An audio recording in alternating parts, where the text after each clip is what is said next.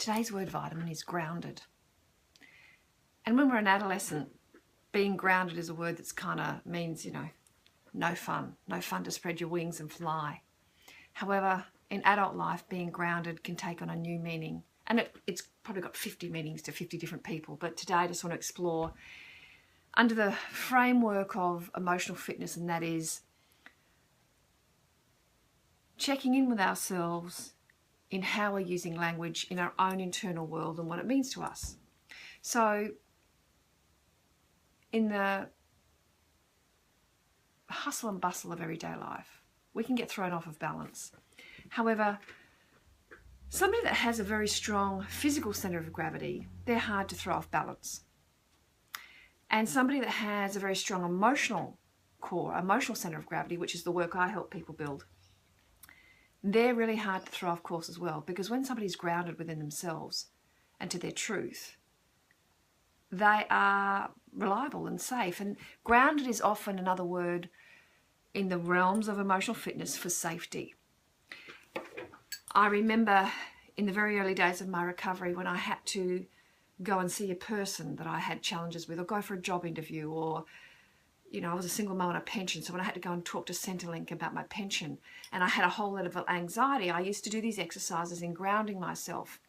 As a child, amidst a lot of violence and sexual abuse, I used to go to ground as a 4-year-old under a lemon tree in the backyard and literally lay on the ground and hold on to Mother Earth, hold on to the grass as if it was my mother's hair for safety and security. When we ground ourselves, and we go to ground, we can fall no further. And I don't know about you, but when you actually allow the earth, Mother Nature, to connect with you, you know, when you take your shoes off and you walk into the ocean, or when you lay on the grass when you're having a picnic, or lay on the sand, there is a magnetic pull that I feel it recenters us. We can exhale. Walking on the beach with no shoes on, it's grounding. It's healing when our heels hit the earth, our bare skin. So today's word vitamin, if you get a chance to read it, is all about the ways we can ground ourselves, the ways we can connect and build our center of gravity. And a grounding exercise, for some people they use prayer and meditation. I meditate and I ground myself every morning you know, on my little rug in my bedroom, my prayer rug. And then before I start my day with clients, I ground myself in my office, just go to ground, third eye to the floor, speak to Mother Nature, charge up, and make sure I put love before ego. And that's the best way to ground ourselves. However, getting in the garden can be another way of grounding. Anything to do with Mother Nature that builds respect, connection to yourself, and you enjoy. You fill up the happy tank, you enjoy, you've got emotional cash to spend. So if everything's turning, you know, to shit around you, you can draw on your reserves.